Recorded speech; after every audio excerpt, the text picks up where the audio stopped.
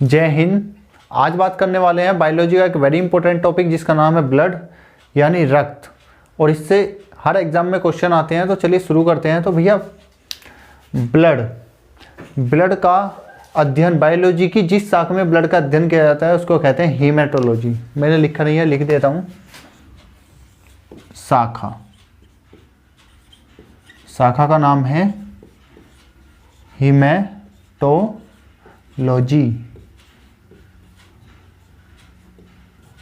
और यहाँ पर एक वर्ड आया है लॉजी। लॉजी का अर्थ होता है अध्ययन करना। जिस तरह से बायो होता है बायोलॉजी, बायो का होता है मतलब किसी के बारे में, प्रकृति के बारे में, जीवों के बारे में, और लॉजी का मतलब होता है अध्ययन करना। यानी जिसके पीछे भी लॉजी लगा हुआ होता है उसका मतलब होता है अध्ययन करना, अध्ययन करना। हीमेटो का मतलब होता है ब्लड या रुधिर या रक्त, और लॉजी का मतलब होता है अध्ययन यानी रक्त के बारे में अध्ययन करना। ठीक है, समझ आ चुका है। चलिए आगे बढ़ते हैं। ब्लड यानी रक्त का पीएच मान होता है 7.4। 7.4 का मतलब होता है कि ब्लड जो हमारा होता है ये हल्का क्षार होता है। ये मैंने आपको हमारी पिछले वाली वीडियो में बताया होगा, जो हार्ट का टॉपिक है उसमें अगर किसी ने नहीं देखा है तो आई बटन के ऊपर यहाँ पे एक लिंक आ रहा होगा, मैं उसके ऊपर उस वीडियो को डाल दूंगा, आप जाके चेक कर लेना। ठीक है, चलिए आगे बात करते हैं। इसका जो भार होता है यानी हमारी बॉडी में जो रक्त जो होता है वो 5 से 6 लीटर होता है, और पूरी बॉडी का 7%, यानी हमारी बॉडी में अगर 70 किलो वजन है तो उसका 7% ब्लड होगा, यानी 7 × 7 यानी 4.9, या हम कह सकते हैं तकरीबन 5 लीटर। 5 लीटर हमारी बॉडी में अगर 70 kg वेट है तो उसका 7% अगर हम लगाएंगे तो हमारी बॉडी में तकरीबन 5 लीटर जो है वो ब्लड होगा। ठीक है, आया समझ में। चलिए आगे बढ़ते हैं। पीएच मान 7.4, भार होता है बॉडी का 77%, और लीटर होता है 5 से 6 लीटर। ठीक है, ये आपको ध्यान रखना है। और स्त्रियों में और पुरुष में इसकी जो मात्रा वो अलग अलग होती है, लेकिन ये ऑन एवरेज होता है 5 से 6 लीटर। ठीक है, चलिए आगे बढ़ते हैं। हमारा जो रक्त है वो 2 भागों में बटा हुआ होता है, प्लाज्मा, दूसरा रुधिर बिंबाणु, रुधिर कणिकाएं भी इसको ही बोलते हैं। तो भैया जो हमारे बॉडी में ब्लड होता है उसका 55% होता है प्लाज्मा, 45% होता है रुधिर बिंबाणु या रुधिर कणिका, यानी 45% रुधिर बिंबाणु और 55% प्लाज्मा। ठीक है, मेन रोल जो होता है वो होता है हमारा रुधिर बिंबाणु, जिसके अंदर हमारी आती हैं आरबीसी, डब्ल्यूबीसी और प्लेटलेट्स। मेन काम जो होता है वो पूरी बॉडी में इन्हीं का होता है, और इसका काम जो होता है उसको हम बाद में पढ़ेंगे। ठीक है, चलिए मैं इसका रुधिर बिंबाणु जो होता है मेन जो टॉपिक होता है, मैं इसका एक बार आपको डायग्राम बना देता हूँ, उससे हम पूरी तरह से प्रॉपर तरीके से समझ लेते हैं उसको कि किस तरह से ब्लड हमारी बॉडी में काम करता है और किस तरीके से ब्लड बनता है, कहाँ पर पैदा होता है, कहाँ पर इसकी मृत्यु हो जाती है। ठीक है, चलिए आगे बढ़ते हैं। तो रक्त बिंबाणु यानी रक्त कणिकाएं को हम 3 भागों में बांटते हैं, आरबीसी लाल रुधिर कणिकाएं यानी रेड ब्लड सेल्स। ठीक है, दूसरे नंबर पर आता है डब्ल्यूबीसी श्वेत रक्त कणिकाएं, और तीसरे नंबर पर आता है हमारा प्लेटलेट्स। तो भैया प्लेटलेट्स को हम हिंदी में भी यही लिखेंगे और इंग्लिश में भी यही लिखेंगे, और पेपर में भी ऐसे ही आता है प्लेटलेट्स। ठीक है, और भैया प्लेटलेट्स ये वही होती है अगर हमें कोई रोग हो जाता है, जैसे चिकनगुनिया, ठीक है, मलेरिया रोग हो जाता है, तो ये प्लेटलेट्स ही जो है, ये हम कहते हैं ना कि हमारे जो है शरीर में प्लेट घट गई, तो भैया ये प्लेटलेट्स वही होती है, प्लेट घट गई। और इनकी संख्या शरीर में होती है, बॉडी में होती है 2 से 5 लाख। अगर हमारी बॉडी में 2 लाख 3 लाख प्लेटलेट्स यानी प्लेट होती हैं तो हमारा शरीर जो है वो नॉर्मल होता है। अगर 2 से कम हो जाती है तो हमें चिंता के विषय वाली बात होती है। ठीक है, चलिए अब ये जो मैंने लिखा है आरबीसी, डब्ल्यूबीसी और प्लेटलेट्स, हम इन तीनों चीज़ों को एक एक करके बिल्कुल बारीकी से और डीप से समझेंगे। तो मैं आपको यहाँ पे थोड़ा बता देता हूँ। आरबीसी लाल रुधिर कणिकाएं, इसकी उत्पत्ति होती है वो होती है अस्थि मज्जा में। और अस्थि मज्जा क्या होता है बता सकता है कोई? क्यों सर, अस्थि मज्जा क्या होता है? अस्थि मज्जा समझा देता हूँ, उसको हम कहते हैं इंग्लिश में बोन मैरो, और वो कहाँ पर होता है? मान लीजिए ये हमारी बोन होती है यानी हड्डी, और हड्डी के अंदर जो लाल कलर का जो पदार्थ भरा होता है उसको हम कहते हैं बोन मैरो, और हिंदी में क्या कहते हैं, अस्थि मज्जा, या कहते हैं ना अगर तुझ में इतना गुद्दा है तो मुझसे लड़ाई करके दिखा, ये करके दिखा, तो ये वही होता है गुद्दा, इसको हम देसी भाषा में कहते हैं गुद्दा। ठीक है, ध्यान रखना इसके अंदर हड्डियों के अंदर, और इसके अंदर ही आरबीसी का निर्माण होता है। ठीक है, क्लियर हो चुका है। चलिए आगे बढ़ते हैं। WBC श्वेत रक्त कणिकाएं। ठीक है, और इसका कार्यकाल होता है 2 से 5 दिन। आरबीसी का कार्यकाल होता है 20 से 120 दिन। इन दोनों का पेपर में 5 से 10% पूछा जाता है, लेकिन इसका डेफिनेटली पूछा जाता है कि इसका कार्यकाल कितना होता है। 20 को छोड़ देगा, 120 दिन होता है। ठीक है, ये क्या होता है, रुधिर बिंबाणु का 99% आरबीसी पाया जाता है, 0.2% WBC पाया जाता है, 0.8% प्लेटलेट्स पाया जाता है। ठीक है, अब हम इनको एक एक करके, मैं इनकी एक एक करके फिगर बनाऊंगा और इनके बारे में हर एक चीज़ आपको बताने वाला हूँ। ठीक है, चलिए दोस्तों, आरबीसी का मैंने कार्यकाल बताया था 20 से 120 दिन होता है। क्वेश्चन आता है एग्जाम में कि आरबीसी का कार्यकाल कितना होता है, 120 दिन होता है। ठीक है, पूरा नाम मैंने बता दिया, रेड ब्लड सेल्स, लाल रक्त कणिकाएं नाम होता है इसका, वैज्ञानिक नाम होता है। ये आपको बिल्कुल ध्यान रखना है कि आरबीसी का नाम क्या होता है, एरिथ्रोसाइट, डब्ल्यूबीसी का ल्यूकोसाइट, प्लेटलेट्स का थ्रोम्बोसाइट, आगे आएगा वो बता दूंगा आपको। ठीक है, चलिए अब इसको मैं बताता हूँ। अगर आरबीसी हमारी बॉडी में क्या काम करता है, आरबीसी हमारी बॉडी में O2 और CO2 का संचरण करता है, यानी कार्बन डाइऑक्साइड और ऑक्सीजन को लाता और ले जाता है पूरे शरीर में। वो कैसे लेके आता जाता है वो मैं आपको बताता हूँ। अगर आपको नहीं पता तो इसके लिए आपको थोड़ा सा जो है, मैंने एक इससे पहले क्लास ली थी हार्ट की, और अगर वो क्लास किसी ने नहीं देखी है तो आई बटन में लिंक दे रहा हूँ, आप वहाँ से देख लेना। आपको पूरा समझ में आ जाएगा कि ब्लड किस तरह से हमारे बॉडी में काम करता है। चलिए मैं बताता हूँ आपको हमारी बॉडी में ब्लड क्या काम करता है। हमारी बॉडी में ब्लड CO2 और O2 का संचरण करने के लिए जो मेन कारण जो होता है वो ब्लड का होता है। किस तरह से होता है वो मैं आपको बता देता हूँ। हार्ट होता है हमारे शरीर में फेफड़े होते हैं।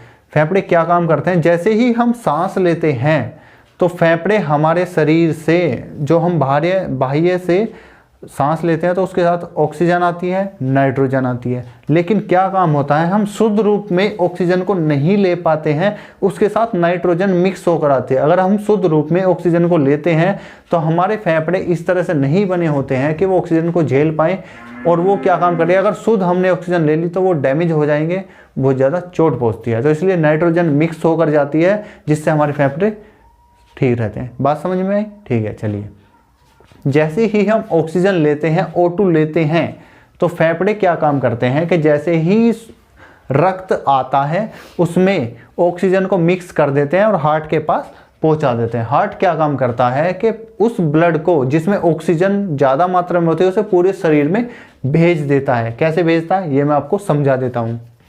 मान लिया मैंने आपको बताया था पिछली क्लास में, ये हमारा हार्ट है। हार्ट से ऑक्सीजन रहित यानी जिसमें ऑक्सीजन की मात्रा ज़्यादा होती है, ये ब्लड आता है। जैसे ही ये ब्लड आएगा ये पूरे शरीर में, तो मेरे भाई फेफड़े से रक्त जाता है, ऑक्सीजन रहित जाता है। किसके पास जाता है? कोशिकाओं के पास जाता है। किसके सहायता से जाता है बताइए? धमनियों की सहायता से जाता है। जो हमारी महाधमनी होती है, महाधमनी, धमनियों में हमेशा शुद्ध रक्त बहता है। ये क्वेश्चन आता है कि शुद्ध रक्त किस में बहता है, धमनी में, सिरा में, किस में बहता है? तो भैया महाधमनी, और महाधमनी से छोटी छोटी धमनी यानी सिराएं, नर्व्स, पल्स बोलते हैं जिसको, वो निकल के जाती हैं, उनमें हमेशा शुद्ध रक्त बहता है। ठीक है, तो फेफड़ों से निकला O2 रहित रक्त बहता हुआ जाता है। ठीक है, वो कहाँ जाता है? हमारी शरीर की हर एक कोशिकाओं के पास जाता है, और कोशिकाओं के पास क्या होता है? हीमोग्लोबिन होता है। और हीमोग्लोबिन का सूत्र क्या होता है? C6H12O6। इसके साथ क्या मिलता है? O2 मिलता है, प्लस O2। और O2 मिलने के बाद क्या करता है? ये ग्लूकोज को तोड़ता है। तोड़ने के बाद क्या बनता है? CO2 प्लस कार्बन डाइऑक्साइड बन गया, ठीक है। इसके बाद बनता है H2O, पानी बन गया। पानी बनने के बाद क्या बनता है ATP, और ATP को हम क्या कहते हैं, इसको हम कहते हैं ऊर्जा। समझ में आ गया। हीमोग्लोबिन के पास O2 जाता है और हीमोग्लोबिन को तोड़ देता है। कार्बन डाइऑक्साइड पानी में H2O और ATP यानी ऊर्जा में तोड़ देता है। अब क्या काम होता है कि H2O तो हमारे ब्लड में मिक्स हो जाता है, जो कि हमारा ब्लड 70% खुद पानी से बना होता है। ये आपको बात समझ में आ गई। किसी बुक्स में अलग अलग लिखा होता है लेकिन 70% होता है। और CO2 कार्बन डाइऑक्साइड क्या होता है कि हमारे शरीर में कार्बन डाइऑक्साइड का कोई काम नहीं होता है। और ATP यानी ऊर्जा का हमारे शरीर में क्या काम होता है, जैसे हम कार्य करते हैं तो ऊर्जा उसमें खर्च हो जाती है, तो कोशिका इसको अपने पास बचा के रख लेती है और इसको खर्च कर देती है कार्य करने में। और जैसे ही CO2 बचती है तो क्या काम करता है, WBC क्या काम करता है, ऑक्सीजन लेके जाता है और कहता है कोशिकाओं को ये लो ये लो ये लो, ऑक्सीजन लो और फटाफट से मुझे कार्बन डाइऑक्साइड दे दो जल्दी से। और कार्बन डाइऑक्साइड लेता है और सीधा क्या काम करता है, ब्लड कार्बन डाइऑक्साइड लेके भैया सीधा फेफड़ों के पास आता है। और फेफड़े क्या काम करते हैं, उसको गले की नलिकाएं द्वारा और नाक के सहारे से कार्बन डाइऑक्साइड को बाहर करते हैं, फेंक देते हैं बाहर। जा भैया हमारा कोई तेरा हमारे पास कोई काम नहीं है।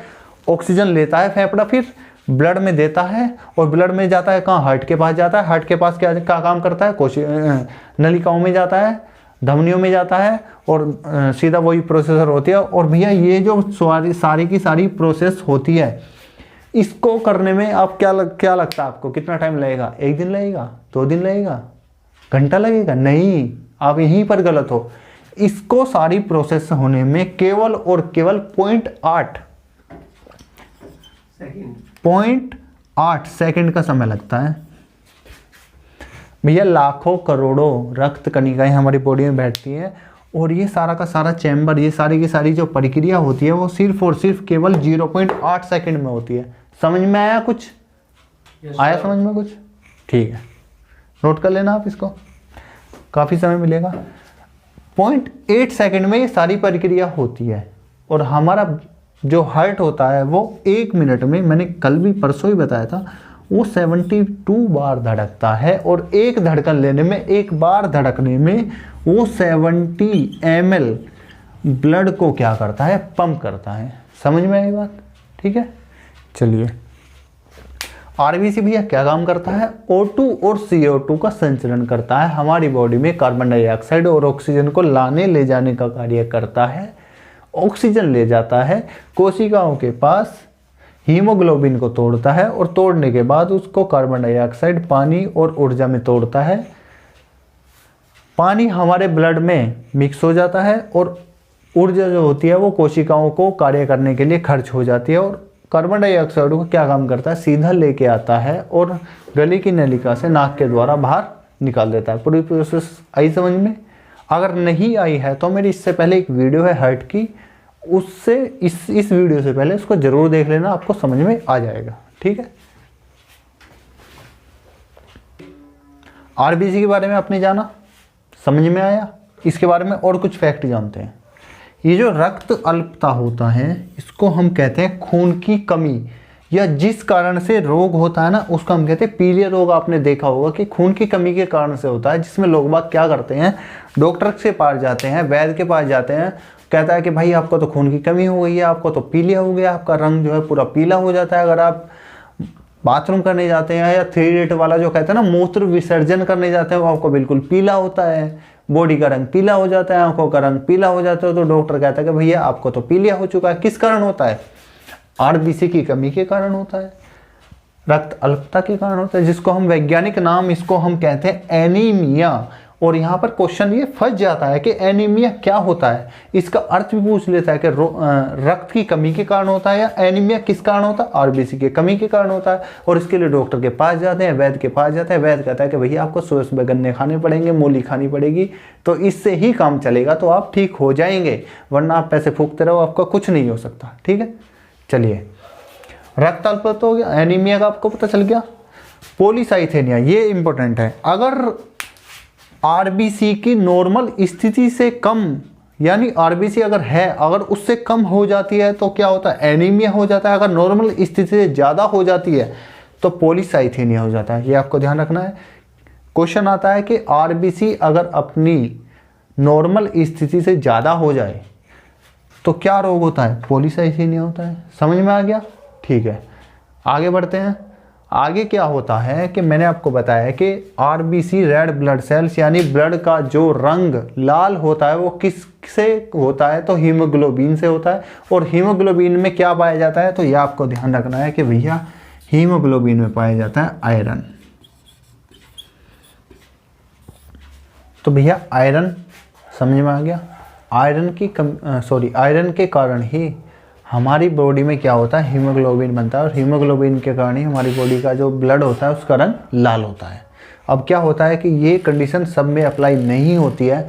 आपने खासकर देखा होगा जिसको हम कॉकरोच कहते हैं या तिलचट्टा कहते हैं, जिसको देख करके ना लड़कियां भीगी बिल्लियां बन जाती हैं। बाहर तो वो जाके शेरनी बनती हैं, लेकिन जैसे ही घर में कॉकरोच देख लेती है वो भीगी बिल्ली बन जाती है।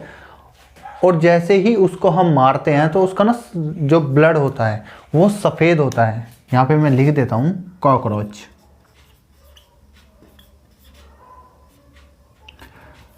कॉकरोच का ब्लड होता है सफ़ेद होता है। किस कारण होता है, क्योंकि उसके अंदर हीमोग्लोबिन नहीं पाया जाता है। समझ में आ गया।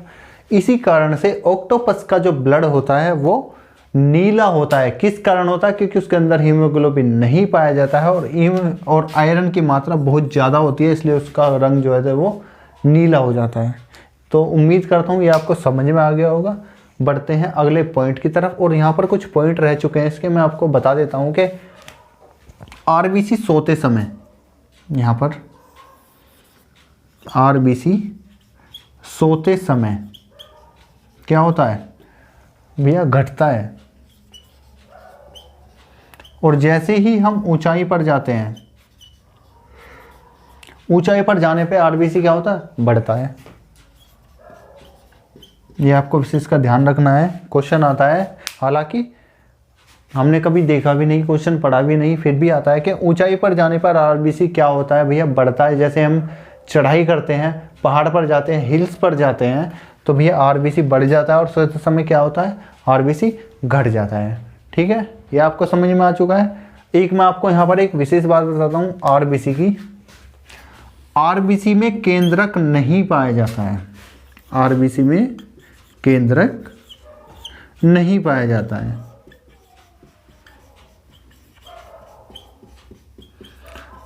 आरबीसी में केंद्रक नहीं पाया जाता है, डब्ल्यूबीसी में पाया जाता है। लेकिन आरबीसी में भी एक अपवाद है।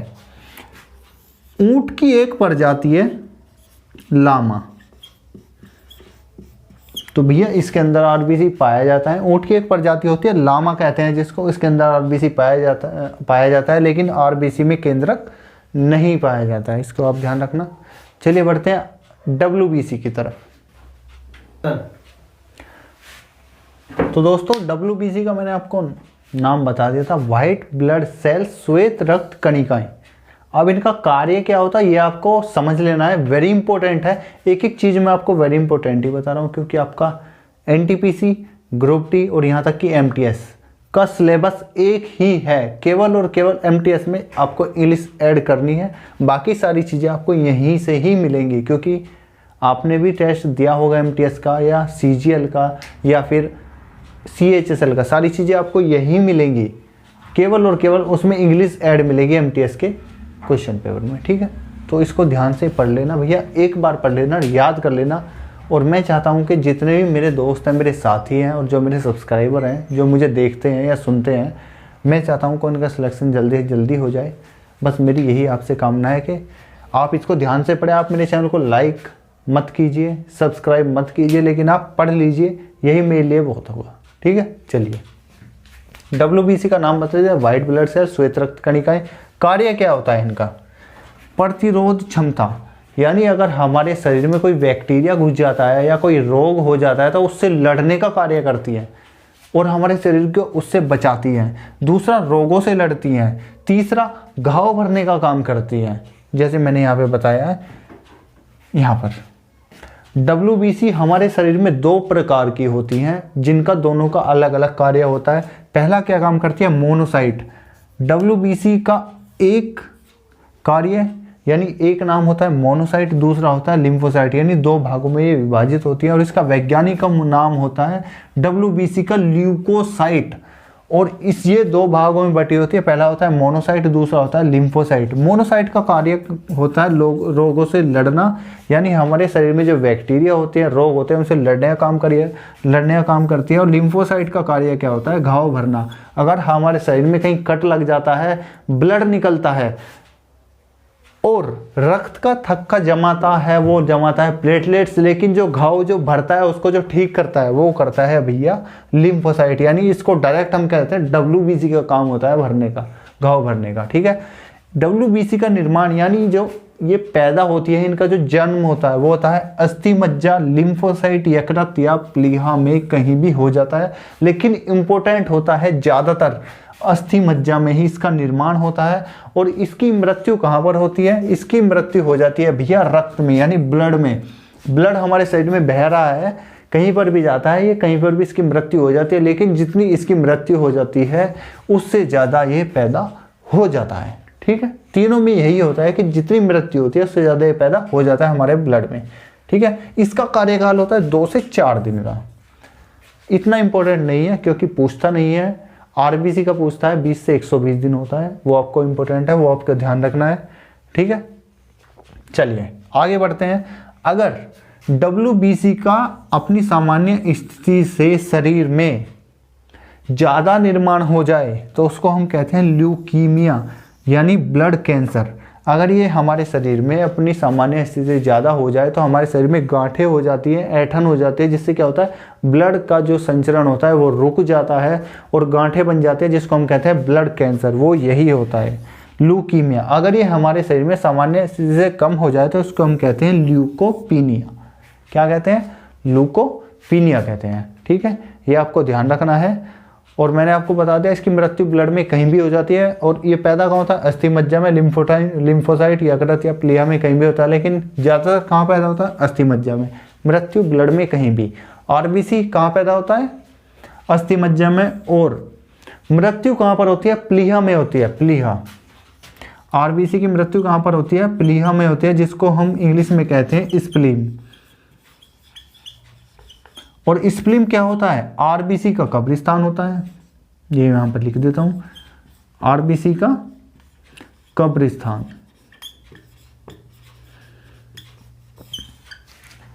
प्लीहा क्या होता है, RBC का कब्रिस्तान होता है। RBC की मृत्यु क्या होती है, प्लीहा में होती है, यानी स्प्लीन में होती है। और इसमें कितना ब्लड रहता है, हमेशा 350 ml, या इसको हम कहते हैं बॉडी का ब्लड बैंक, बॉडी का ब्लड बैंक।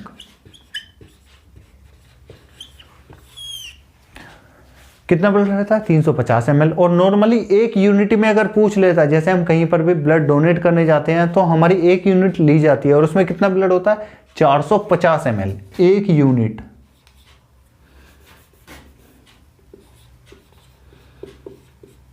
एक यूनिट में कितना ब्लड होता है, 450 ml। और हमारी बॉडी के जो ब्लड बैंक होता है, यानी प्लेया होता है, उसमें कितना होता है, 350 ml। क्लियर हो चुका है। चलिए आगे बढ़ते हैं। तो चलिए बात करते हैं प्लेटलेट्स के बारे में। प्लेटलेट्स का नाम, वैज्ञानिक नाम, ये नाम नहीं है, वैज्ञानिक नाम है, पूछता है एग्जाम में। नाम क्या होता है, थ्रोम्बोसाइट। ये यहाँ पर होता है थ्रोम्बोसाइट। कार्यकाल कितना होता है, 3 से 5 दिन होता है। काम क्या होता है, घाव भरना और रक्त का थक्का जमाना। वो रक्त का थक्का कैसे जमाता है, ये आपको पूरा समीकरण लिख के मैं आपको बता दूंगा कैसे जमाता है, ठीक है। चलिए, इसका निर्माण कहाँ होता है, ये होता है भैया अस्थि मज्जा में, जिस तरह से RBC का होता है। और मृत्यु कहाँ होती है, प्लीहा में। सेम RBC की कंडीशन होती है, निर्माण होता है अस्थि मज्जा में और मृत्यु कहाँ होती है, प्लीहा में होती है। अगर ये अपनी स्थिति से ज़्यादा हो जाता है बॉडी में तो ये नामक रोग हो जाता है। कौन सा होता है, थ्रोम्बोसाइटोसिस। और अगर कम होता है तो थ्रोम्बोसाइटोसिस, और ज़्यादा हो जाता है कम होता है तो थ्रोम्बोसाइटोपीनिया, और ज़्यादा होता है तो थ्रोम्बोसाइटोसिस, ठीक है। काम क्या होता है ये आपको ध्यान रखना है, घाव भरने का काम करता है। अगर हमारे शरीर में, बॉडी में कहीं भी कट जाता है तो ये क्या काम करता है, रक्त का थक्का जमाता है और घाव को भरता है। और रक्त का थक्का किसकी सहायता से जमाता है? तो ये जमाता है भैया विटामिन के की सहायता से, विटामिन के की सहायता से। और विटामिन के का निर्माण कहाँ होता है, बता सकता है कोई? विटामिन के का निर्माण होता है भैया यकृत में।